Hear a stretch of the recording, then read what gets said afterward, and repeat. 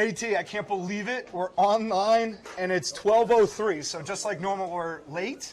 Normally, RD. thank you, Yeah. thank you. And we got to give a shout out right away. Donnie already hates us. But it's early. We got time to make a sick comeback. We're going to make the sick comeback. First off, we're in New Canaan right now. Couldn't be happier. Gates Restaurant. This place is incredible. Who do we have to thank for Gates and company? All right. The Gates guys, obviously Paul Tully to get here and fight the hectic New Canaan traffic on Memorial Day to meet us at 10 a.m. to help us set up. Off the charts, Paulie. Love you on call like that. Johnny Heil, a big picture guy, doing it from Greenpoint, Long Island, I believe. And then none other than Fabrizio Salami, a.k.a. He checked in. He Liz might check Rock, in during the checking show. in from Italy, sending pictures of his wife making fresh pasta.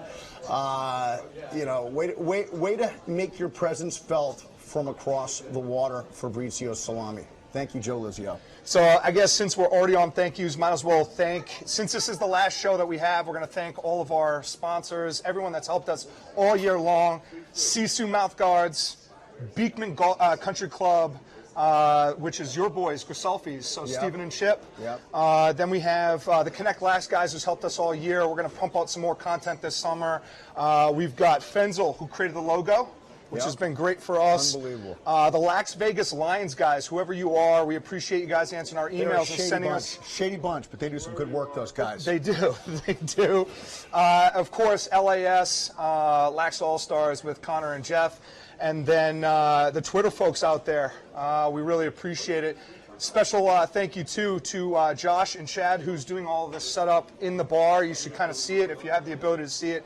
It's pretty neat. But at any point during the show, we have our text up, we have Twitter up, we have all kinds of stuff up. So at any point you want to ask Towers, myself, a question, feel free to reach out to us. We'll be able to answer it.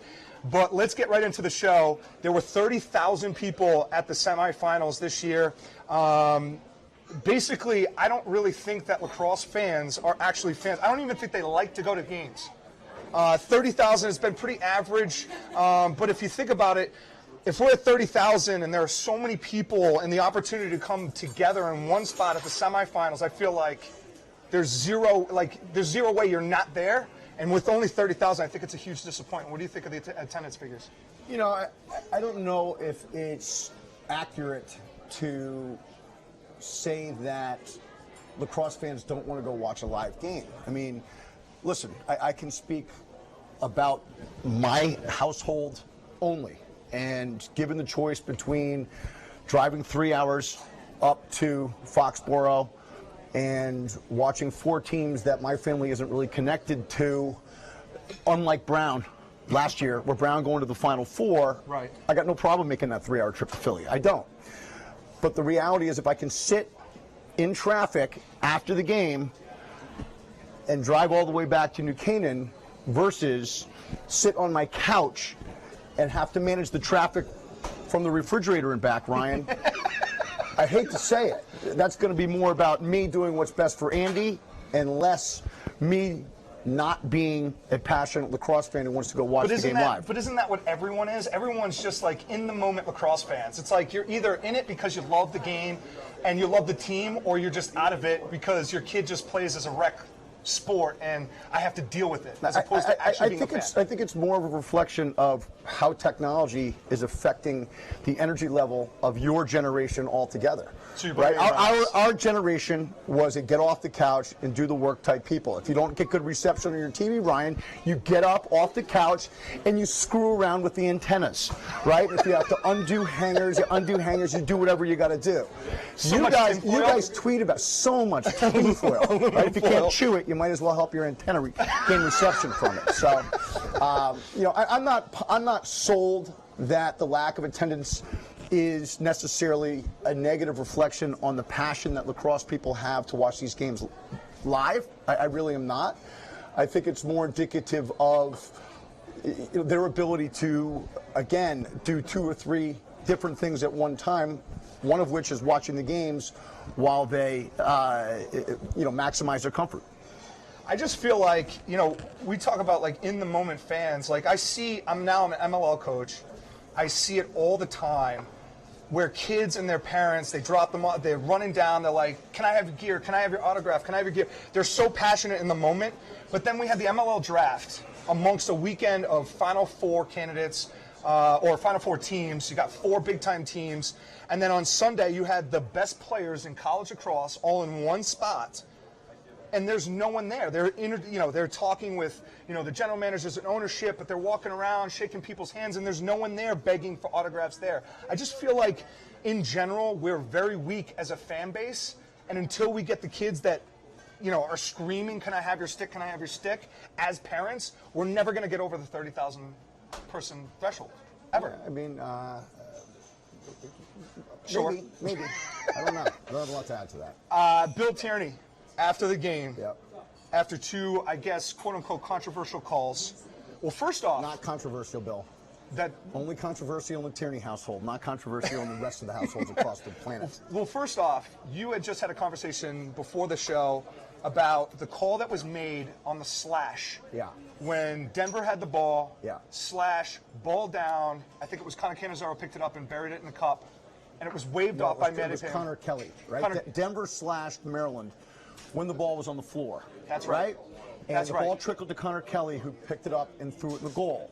And I was perplexed by that. I didn't realize. I thought that would have been a slow whistle. I thought he just blew the whistle by accident, and they said he blew it by accident. Exactly but apparently right. He didn't. And so, not understanding that rule, I was fortunate to be able to have Matty Palem on my phone. So I called up Matty and I asked him directly. And Matty, being the affable fellow that he is, answered the call and drew clarification, which is if the ball is on the ground when the slash occurs, then they stop play, trying to prevent it from turning into a slash-a-thon. A lot like a puke-a-thon when you're in first grade and somebody pukes in the first row and it makes its way back to the girl in the second row who barfs, and it goes over to the fourth row and that kid barfs, and it's a barf-a-thon, right? Fair enough. So they want to prevent that. That's the logic behind that rule. I told Matt I really appreciated him picking up the phone.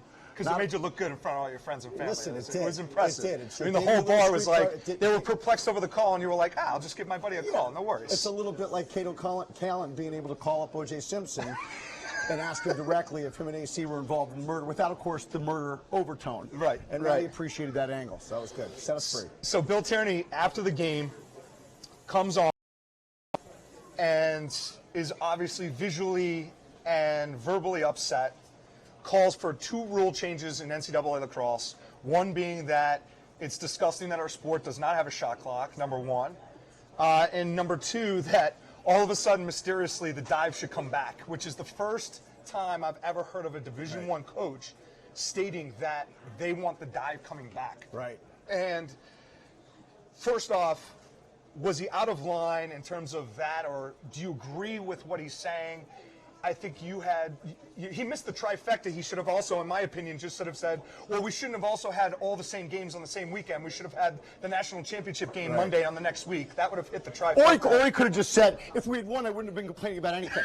And we don't need any rule changes.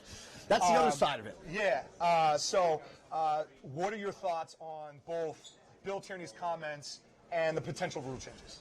First, I was disappointed by Bill Tierney's comments. Listen, let's just make sure that we are clear with everybody. You and I have stated many, many times that Bill Tierney has clearly established himself as the premier coach in the history of college lacrosse, right? In the sport of lacrosse. He's the John Wooden of our sport. Right? And it's no secret that his passion for winning on the sport's premier platform is directly linked to his show of frustration when things aren't going his way with the refs. Sure. Right? And he's known to get on refs. Everybody on the planet has an Achilles heel, and certainly Bill Tierney's sideline behavior is his Achilles heel on what is, a Hall of Fame career, and one that, again, he's established as firmly the best coach in the history of the sport, right? You've also put him in as potentially one of the best coaches. He's one of the best coaches. Yes, sports. Period. Absolutely, he's one of the best coaches in the history of college sports. Yes, not that's just huge. College lacrosse. It is, and it's accurate. There's no question about it. With that said, I didn't like the timing of his comments. I didn't like what was an intimation that there was something going on at the Face-Off X that allowed Trevor Baptiste to only go 11 for 21. Right. I mean, listen, give credit where credit is due. Right. The Maryland Face-Off coaches, or coach, Mattis, and those Face-Off guys, they did the work. Yep. They watched the film. Right. When they faced off, whether it was Henningsen or whether it was Garino, each of those guys found a way to be at the front end of the whistle and give what many consider is the best face-off guy in the history of college lacrosse as difficult a time at the X at the biggest time of the season. Right. All year. Right. How hard is it right. for the best coach in the history of the sport to simply take off his hat and say, you know what, I got to hand it to Coach Tillman and Coach Mattis for getting their face-off group wings and guys at the X ready to play this game. Because of their success, Trevor wasn't able to win 75% of the draws. That's right. Because you and I both know if Trevor Baptiste wins 75% of the draws and his number's 16 out of 21, right. They win by 2 goals or 4 goals. I like your enthusiasm. I don't think it's 4. I think it's 2. Fair enough. But the reality is, the outcome is different. Denver wins the game if Trevor Baptiste goes and does his average day's work, which is 75% at the X. Fair. There was no jumping and grabbing and all of the sleaziness that was in play when we were all playing, right? Right. This is on the up and up. Right. They changed up the way that the pre-whistle setup is now designed. Which we mentioned, by the way, back before the rule actually happened. Which we did.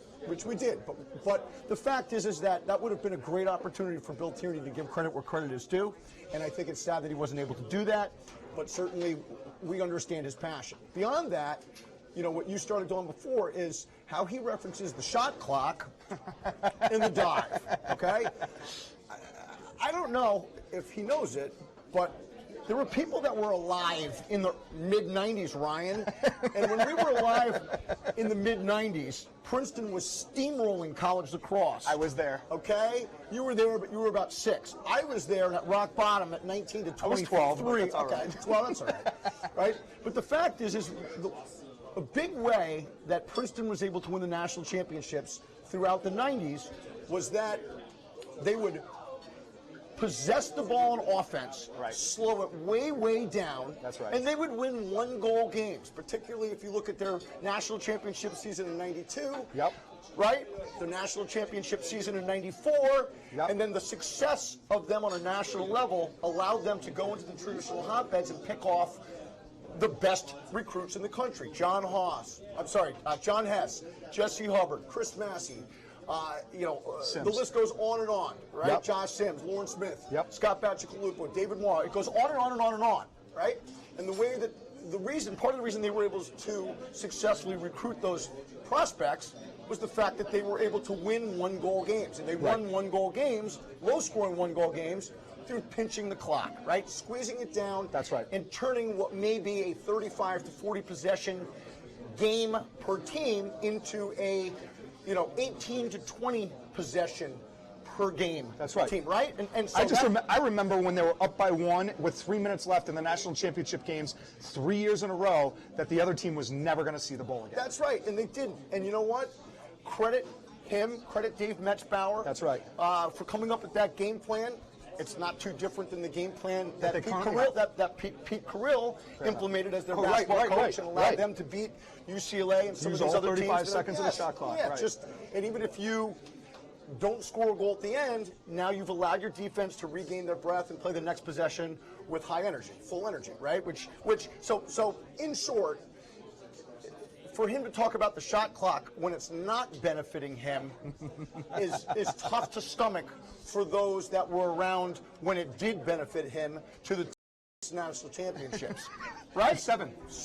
Right. But he didn't play that way as much when he got his 7th at Denver. I thought they were pretty. I thought they were pretty disciplined on offense, even at Denver. They even were. now, That was 10-5 against Maryland, right? Yep. Cam Zero sophomore year. That's right. Right, but that's why I struggle with the timing of that. If Bill Tierney had said we need a shot clock in February or in December at the IMLCA convention, it would have carried a lot more credibility and a lot more weight at that point. But I just don't like the timing of it. And then, of course, the dive, right? I mean, I think that all of the players at the highest level have always been a fan of imaginary run with scissors while playing with matches by the pool plays in the sport. Yeah. You know, created by Dougie Knight Watson. and Michael Watson. That's right.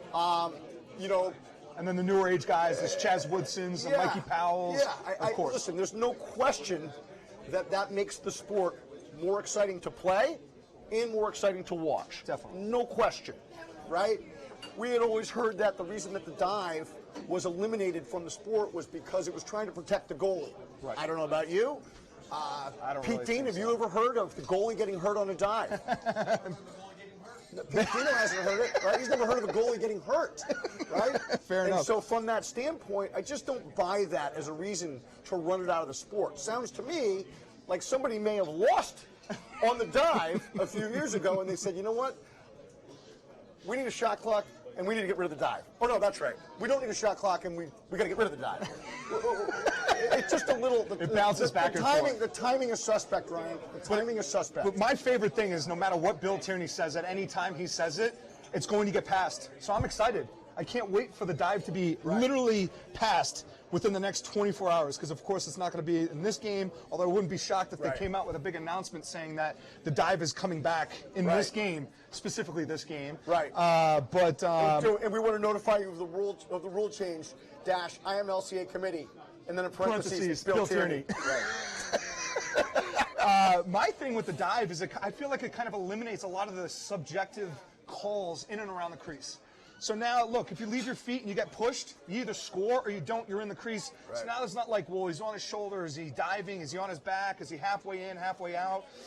So that's where I like it. Just let the guys dive and don't call any pushes from behind. Or if he ends up in the crease or he doesn't end up in the crease, it's an easier call for the refs. I think you just nailed it, right? And all of the refs say that refereeing that aspect of the game is the hardest call they have to make, right? And as you just referenced, if they simply bring back the dive and these refs don't have to call off goals like they did against Colin Heacock. That's right. You know, like they did against Connor Donahue, is that his name? I think so, yes, okay. Absolutely.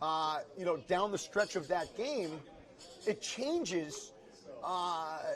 Again, it takes the subjectivity out of it and allows both the fans and the players and the coaches to feel better about the ultimate outcome. I mean, the defense stops like playing a little, hesitant around the crease, and certainly the body checks, etc. If they know they leave the feet, look, they put themselves in a dangerous position.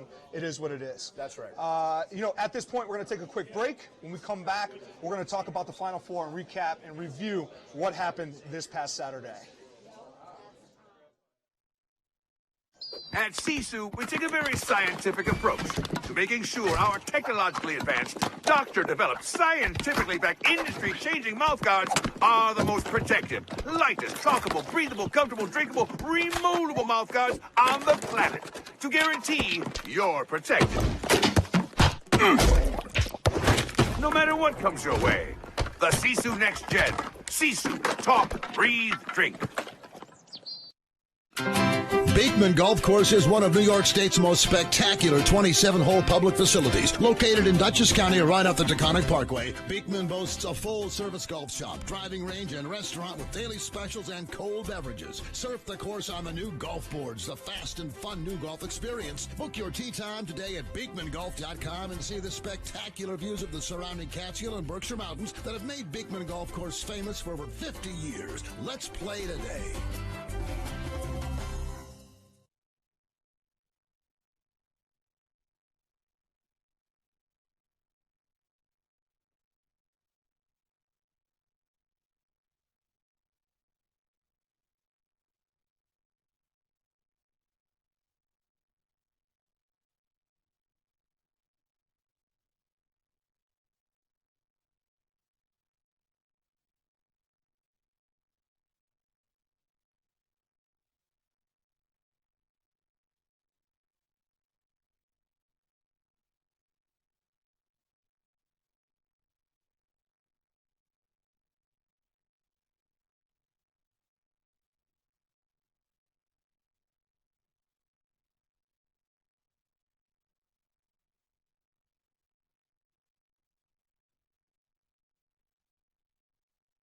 could let us know, that'd be sick.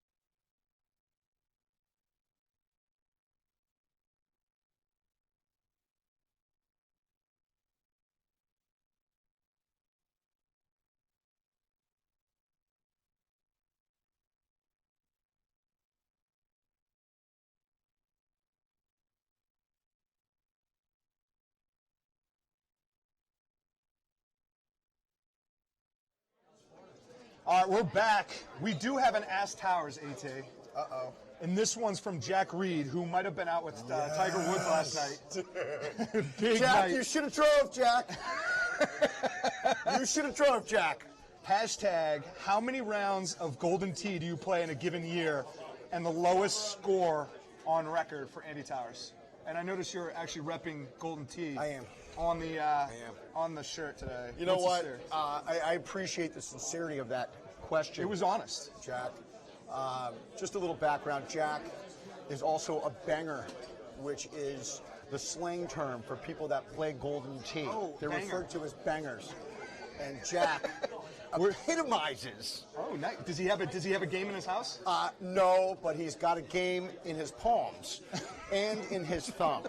Jack is an extraordinarily high-level Golden Tee player. And Momo, our boy Shawnee Morris, informed Jack that I also had an appreciation and played from time to time. And so I was able to run into Jack at a family establishment down in Florida during the NLF event over Martin Luther King weekend. Yep. And Jack and I got off to a great start, and in the end, Jack ended up as a super nice kid, and I ended up as a winner. Right? And that's usually the way it breaks down. What was the score differential? Jack got a little distant and weird at hole 14. Oh, no. A blow-up hole? Was it a blow-up hole? You know what? I don't know if it was a blow-up hole, but I might have been 5 under eagles, and he was maybe 1 under eagles. Okay.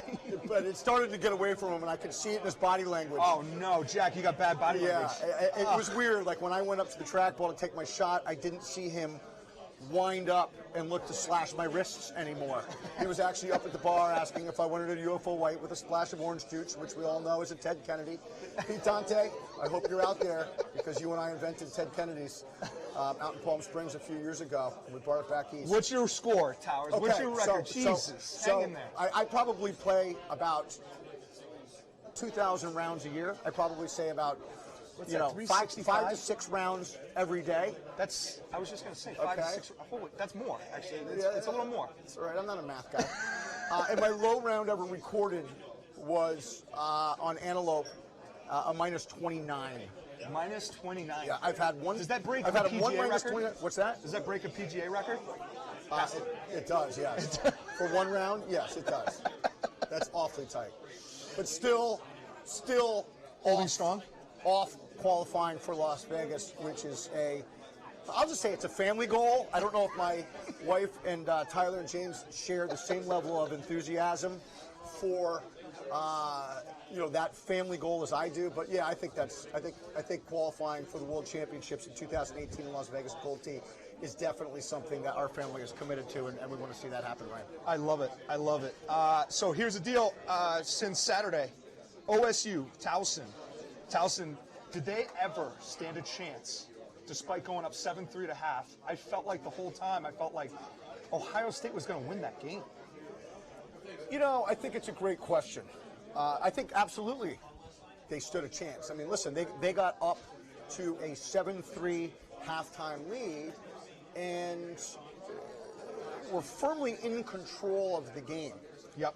You know, when you and I did the podcast last week, we referenced that Towson, when they can control the pace of play, becomes a really hard team to beat. Right. And they have a familiarity when they're playing their pace, and they seem to not make any mistakes. Right.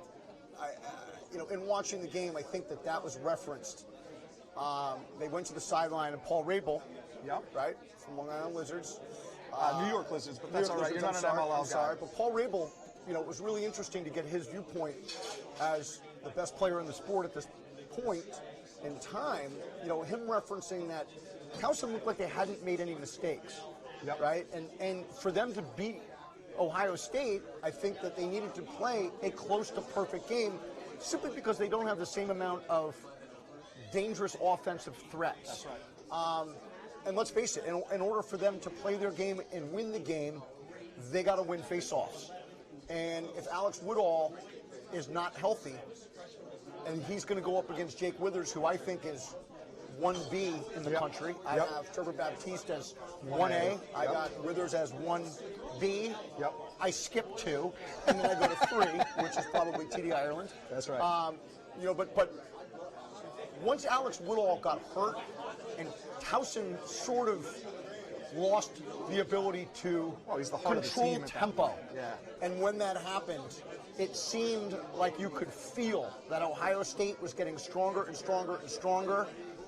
And,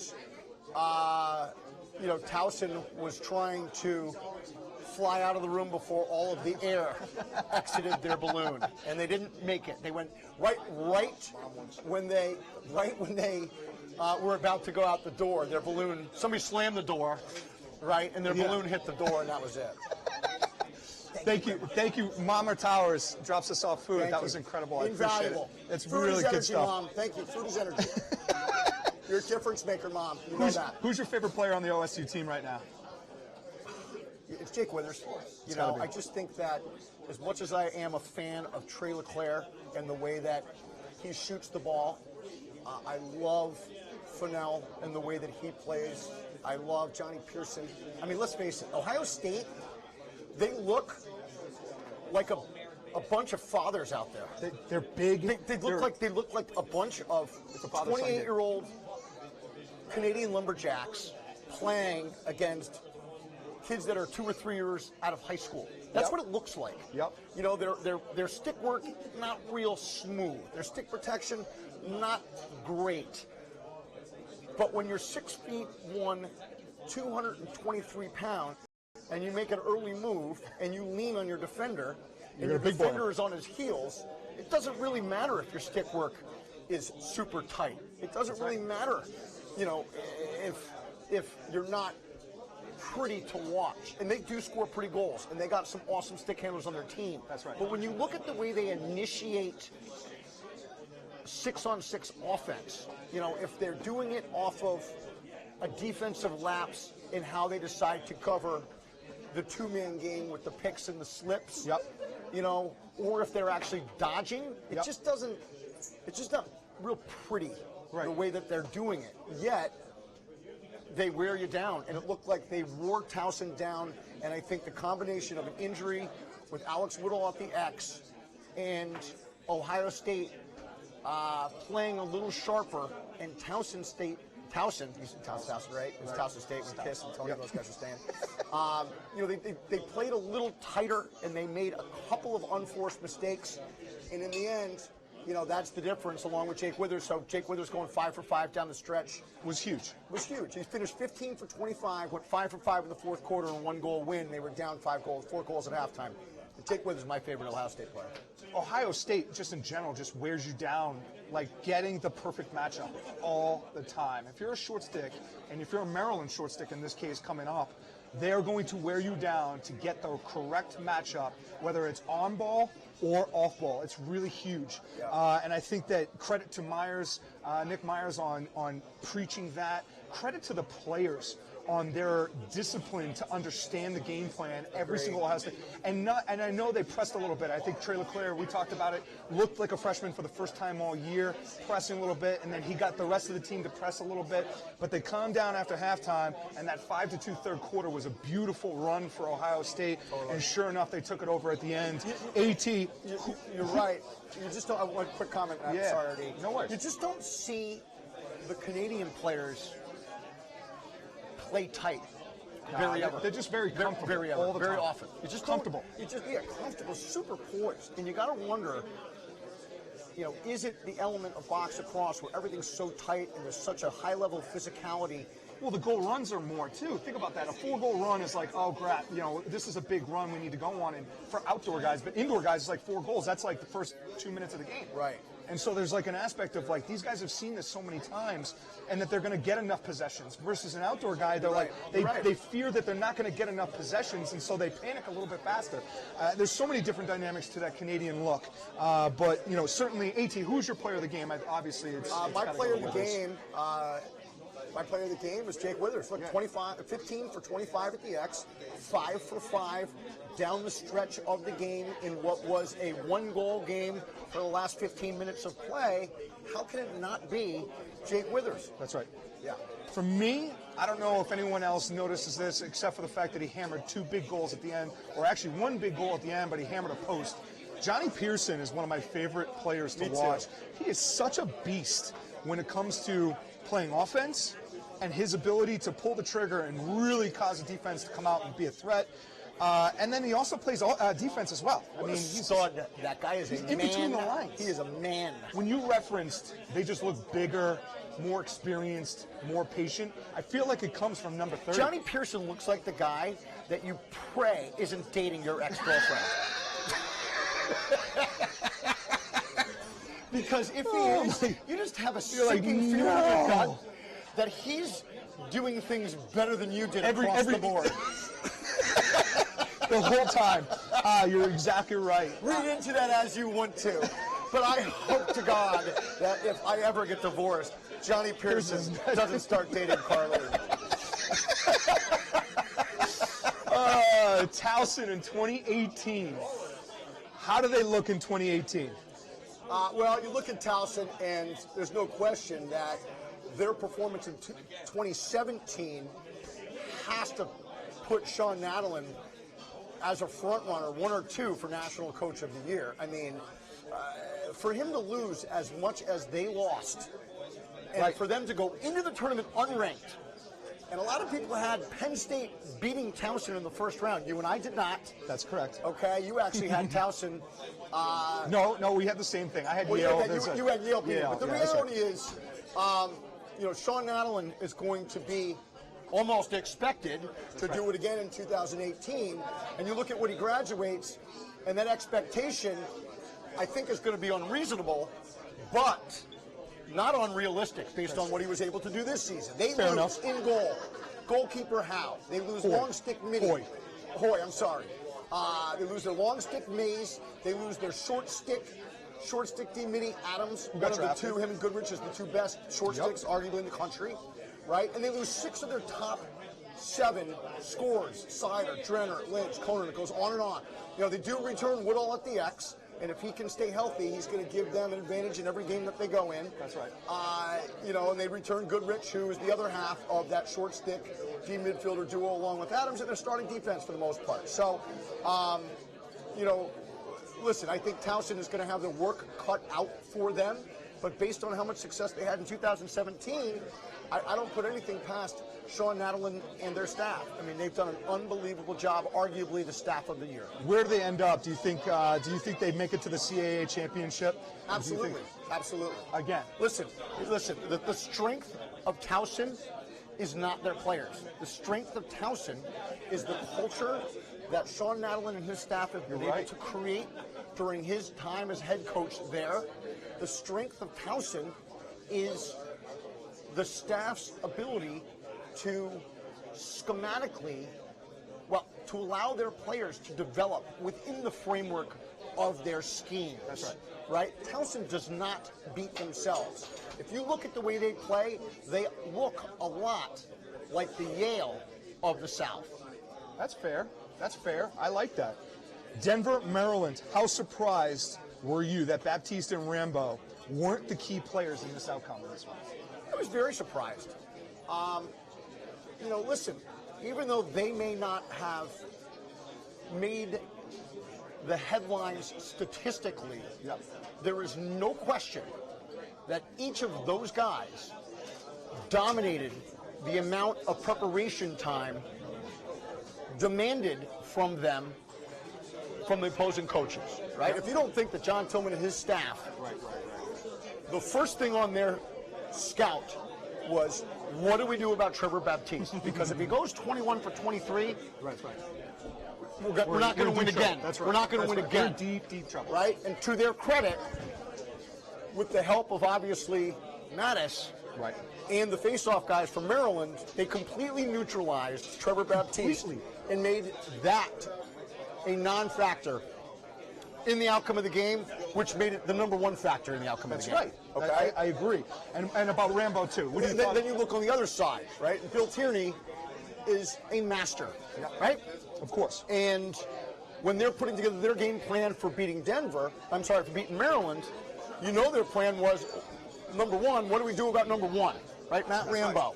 And I think the best thing they can do about stopping Matt Rambo is to win the face-offs and play offense for 70% of the time. That's right. Right? And they weren't able to do that. Yep.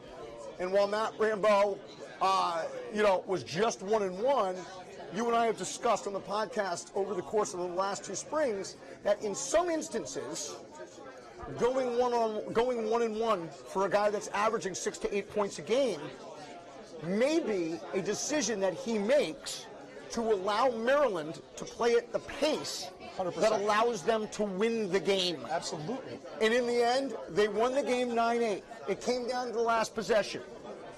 But Matt Rambo will be the first to tell you, he'll go 1-1 again today against the Buckeyes if that leads to a one-goal victory in their first national championship since 1975. I agree completely. Bergdorf, Pace, and Cannizzaro all gone for Denver in 2018.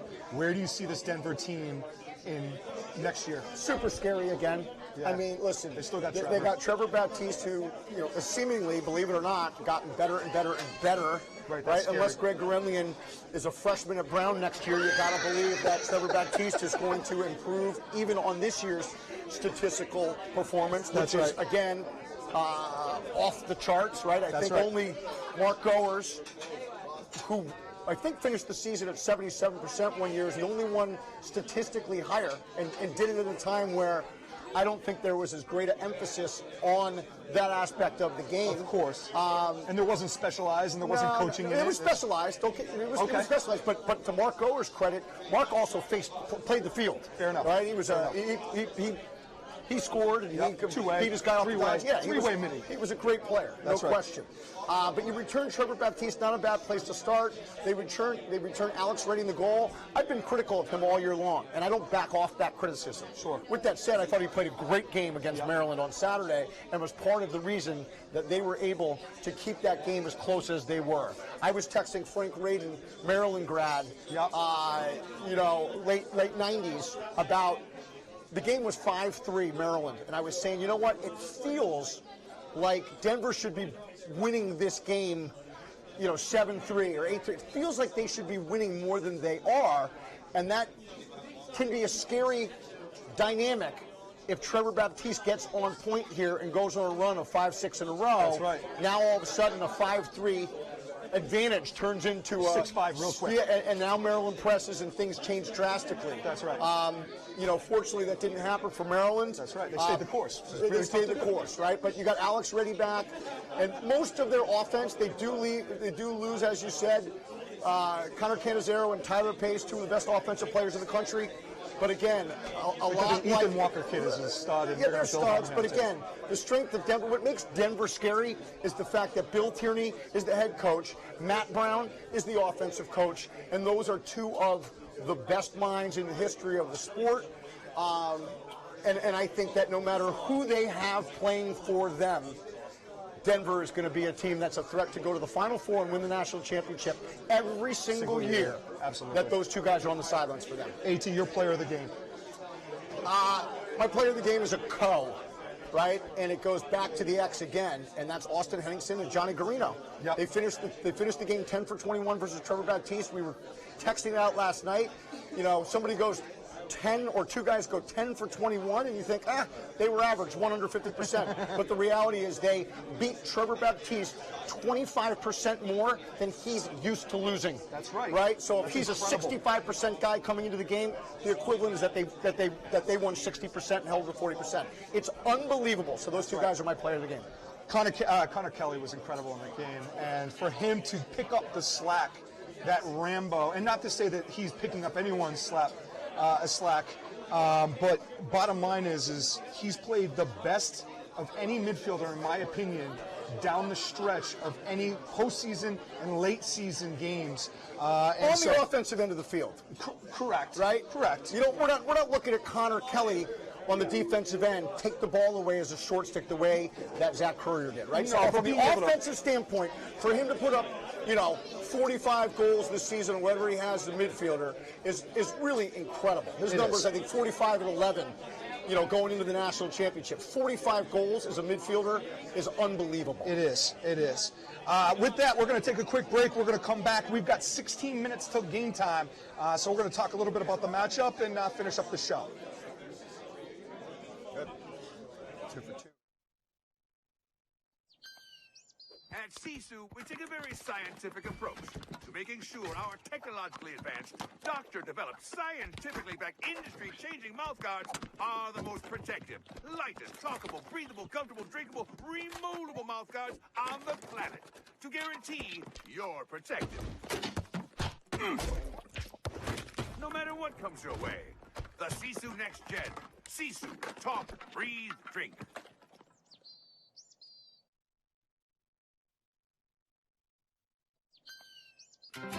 Beekman Golf Course is one of New York State's most spectacular 27-hole public facilities. Located in Dutchess County right off the Taconic Parkway, Beekman boasts a full-service golf shop, driving range, and restaurant with daily specials and cold beverages. Surf the course on the new golf boards, the fast and fun new golf experience. Book your tee time today at BeekmanGolf.com and see the spectacular views of the surrounding Catskill and Berkshire Mountains that have made Beekman Golf Course famous for over 50 years. Let's play today. At Sisu, we take a very scientific approach to making sure our technologically advanced, doctor-developed, scientifically backed, industry-changing mouthguards are the most protective, lightest, talkable, breathable, comfortable, drinkable, removable mouthguards. Beekman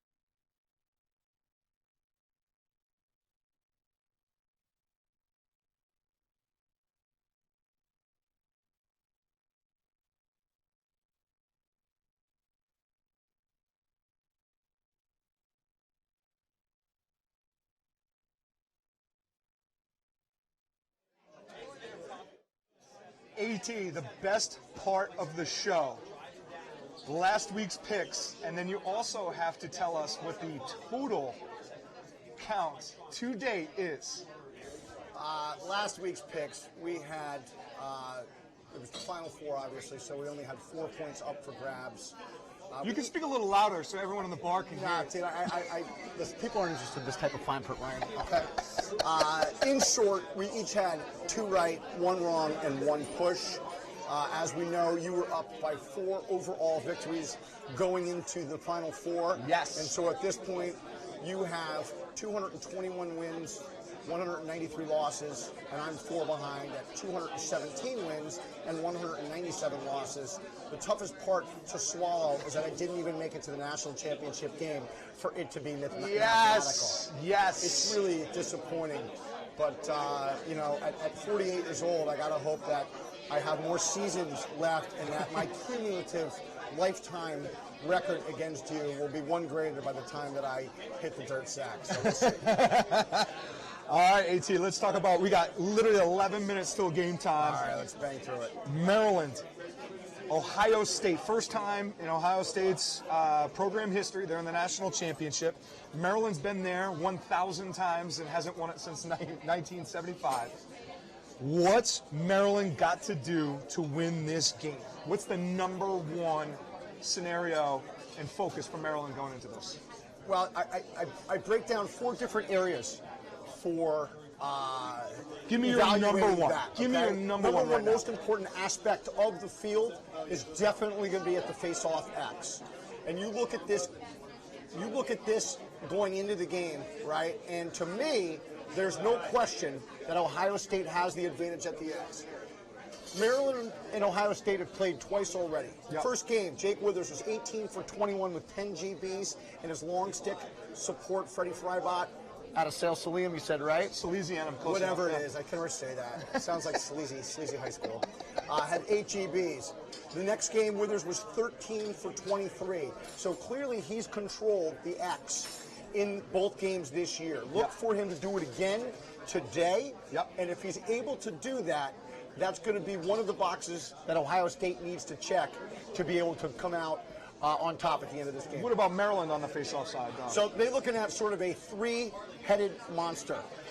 They're going to lead with Austin Henningsen. He's going to be the guy that's going to go out there.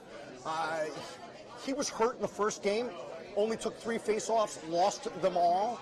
And then Mattis and Tills went with John Garino and Bonaparte. John Garino took 7. He was 2 for 7. Bonaparte was 5 for 15. And clearly those are not the numbers that's going to put Maryland in a position to dictate the tempo of the game and be in a possession to win, right? Remember, even with those poor numbers at the X, that was a game, it was an 11-10 OSU victory in overtime, okay? Then you look at the second game, the Big Ten championship, of which Maryland ended up winning 10-9, right? Withers, while still successful, wins 13 out of 23 10 GBs. Freibot, while 1-1, only had 1 ground ball in that game. You're starting to see some noticeable improvement on behalf of the way the Maryland face-off unit has prepared. And if they're able to continue that trend and eliminate face-offs or a face-off advantage that Ohio State has going into this game, the way that they were able to do it against Denver on Saturday, I think you're going to see Ohio State playing behind 1 or 2 goals throughout the game. So Ohio State needs to win 60% at the X in order for them to be in the game and be in possession to win. What percentage right now does Tommy Carey have to have in order to keep Ohio State? If that is neutralized, what kind of percentage does he need in that? Okay, so you're looking at these 2 games. The first game, Tommy Carey, New Canaan boy, had 10 saves and allowed 10 goals in the game. That's right. Obviously, 50% save percentage. The next game, Tommy Carey had 11 saves and also let in 10 goals. Right, 53% save percentage. I think for Ohio State to feel comfortable in this game, you're going to see Tom Carey need to be at 55% plus. In a perfect world, it's 60% plus. Well, in a perfect world, it's 100% plus, right? But I don't see that happening. But I think if Withers can get to 60% and Tom Carey can get to 55%, Ohio State is going to be in position to win a 1-goal game. We've trashed Morris all year on the show. Yep, you haven't. I've stayed kind of neutral just in a sense because, first off, I work with Brian Doherty, and he's a Terp fan, and he shoved it in my face and said, look at his save percentage. And I looked at it, and it was interesting because, you look at what goalies that Maryland's have, and we're always talking about first-team All-Americans, from Burnmore all the way down to Doc, right? Yes. And well, you start with Doc. Yeah, right. And then there's like a canyon drop, and then you have the next guy. Fair enough. Right? Fair enough. Brian, right. I hope you're well. But it kind of like enlightened me a little bit that Morris isn't as bad as we think. And so from that standpoint, what does he have to be? All right, and so does he neutralize? it's a great question. 50, So it's a great question. So you look at Morris's performances in the 2 games against OSU this year. His first game was a disaster. 11 goals allowed, just 6 saves, 33%, 35%. Right? Not good enough. But that was an overtime loss, Ryan. An overtime loss. That's incredible. And Withers controlled, 60% of the faceoffs, so 75% of the faceoffs. He was 18 for 25 in that game. So that shows you that not only was Morris not saving the ball at a high percentage, Ohio State was getting possession after most of the goals scored by either team. That's right. Right? Fair enough. Second game, Maryland comes back. They do a better job at the X, and now Dan Morris's numbers start to even out. He ends up with 8 saves, 9 goals allowed, 47%.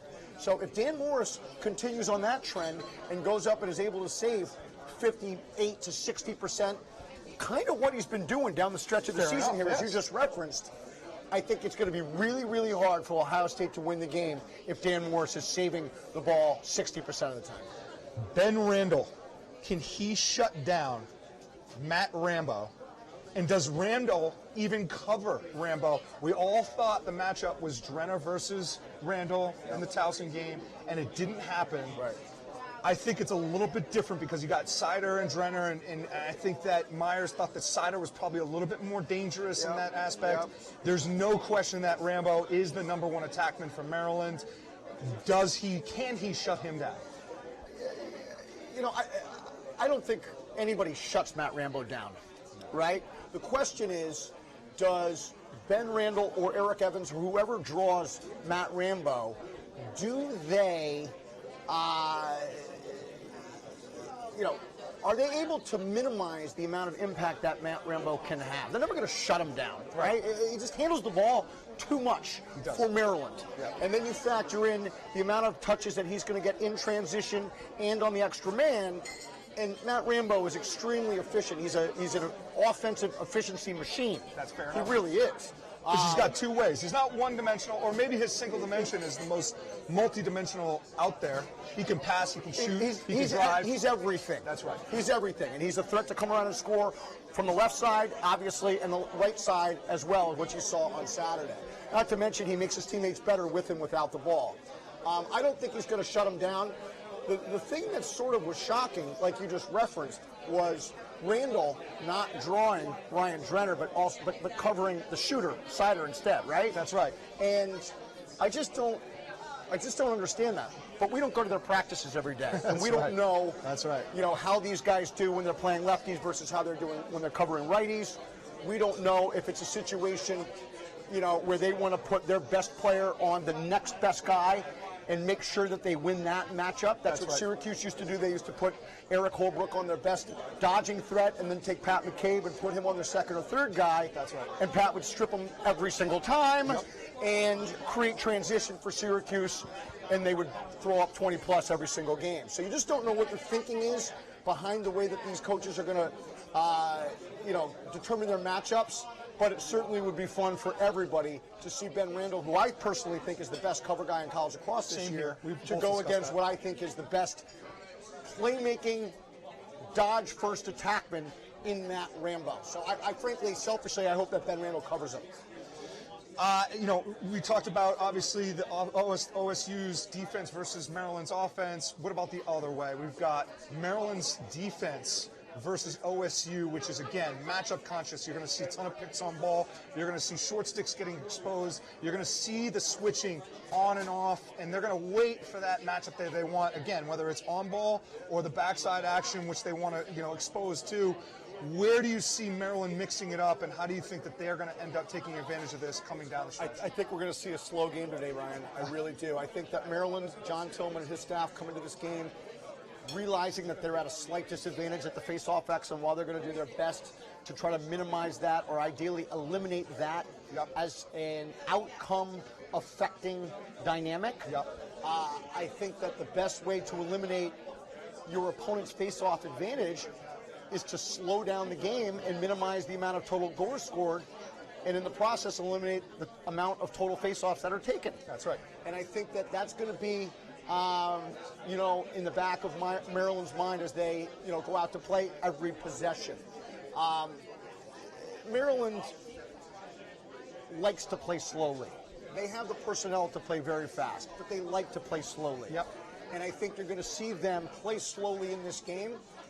And with that, you know, I see Ohio State being in a situation where they may have to step out and force the tempo a little bit. Listen, they've also had a lot of success Playing their game too. playing their game as well, and I don't think that they'll have a problem playing a slow game.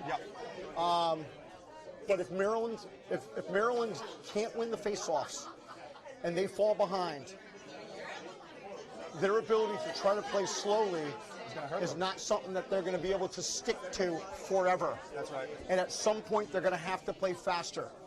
And if they do that and they bury their shots, they're going to be in a position to come back and win the game. But if Tommy Carey is catching shots, that's right, the way that the Rutgers goalie caught Maryland shots when they went into overtime, and Ohio State is able to get out in transition with a lot of Canadian flavor at the tail end of that break, Maryland's going to lose.